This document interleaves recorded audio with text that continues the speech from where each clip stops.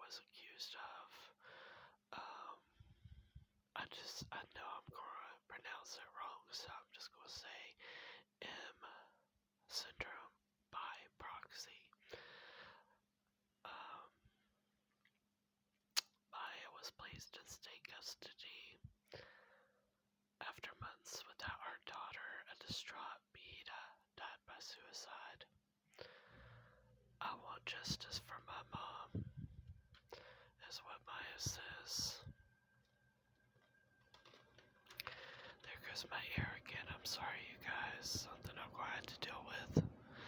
This, but the article says the ticking of a clock in a quiet room can bring 17-year-old Maya Kowalski back to the worst days of her life. Suddenly, she's 10 years old again, alone in a hospital room. She hasn't been allowed to see her mother in weeks. Scared and in pain, she's staring at the clock on the wall across from her bed. The ticking was the only thing that broke the silence, and it was awful, she recalls. I hate clocks, they trigger me. In the early morning hours of October 7th, 2016, Maya had been rushed to the ER at Johns Hopkins All Children's Hospital in St. Petersburg, Florida, with crippling stomach pain. Her panicked parents, Beta and Jack, explained to the medical team that their daughter had a rare neurological condition known as CRPS, or Complex Regional Pain Syndrome, which can make even routine procedures like taking a blood pressure reading excruciating. In the ICU, Beta, who was trained as a registered nurse, pleaded with doctors to administer the one treatment the Kowalskis believed to be effective for Maya's pain, a high dose of the anesthetic drug ketamine. The request raised concerns among the staff, and days later Beta was accused of child abuse due to M syndrome by proxy, a mental disorder in which a caregiver fakes or causes symptoms to make a child look sick. A court-ordered psychological evaluation eventually determined Beta did not have the illness, but less than a week after Maya checked into Johns Hopkins, she was placed in state custody and remained in the hospital away from her parents and her younger brother Kyle, now 16, for more than 3 months. I was medically kidnapped, Maya says. I tried being hopeful, but there was a point where I thought I'd never get out of this place. Halloween, Thanksgiving, her 11th birthday, Christmas, all came and went with Maya in the hospital while her parents battled in court to bring her home. And then on January 8th, after more than 87 days without her daughter, Beta, age 43, died by suicide. I'm sorry, Beta wrote in an email discovered after her death, but I no longer can take the pain being away from Maya and being treated like a criminal. I cannot watch my daughter suffer in pain and keep getting worse.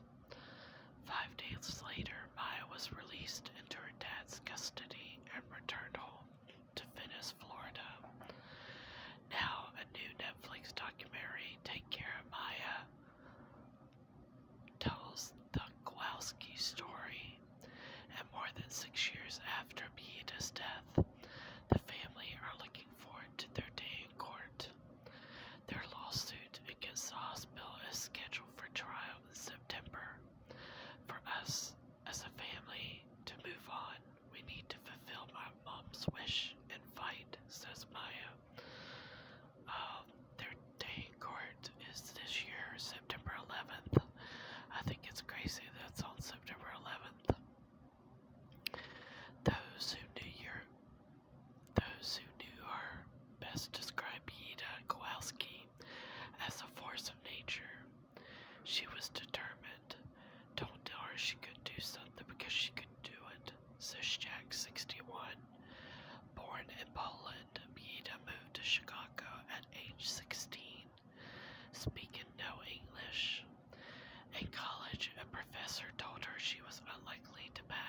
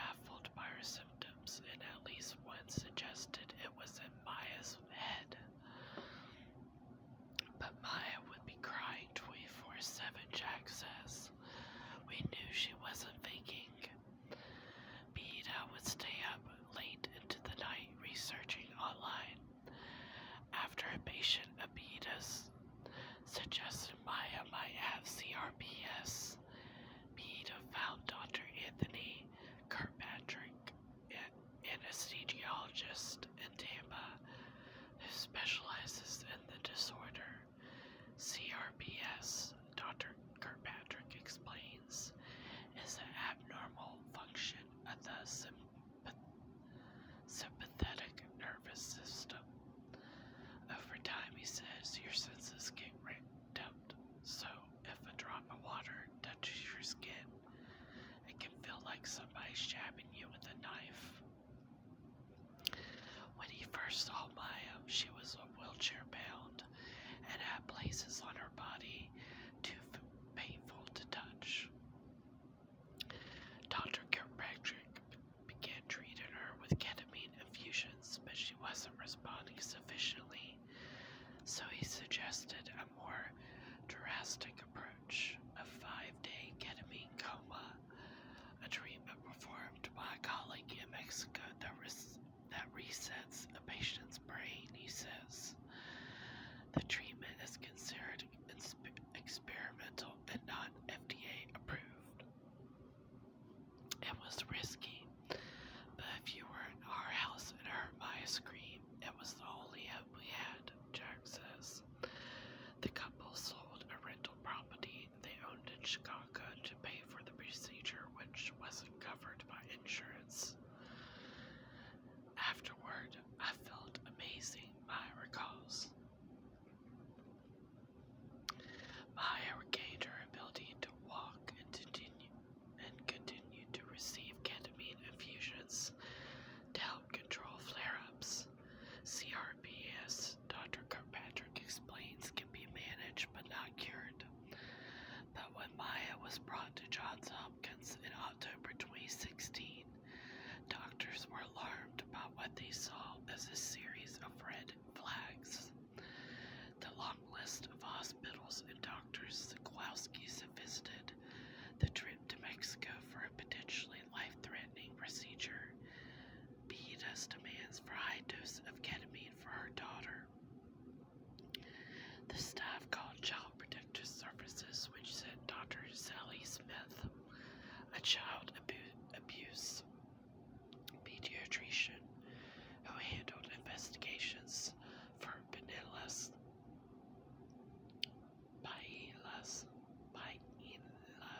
County, a county that has had the highest rate in Florida of removing children from families under investigation.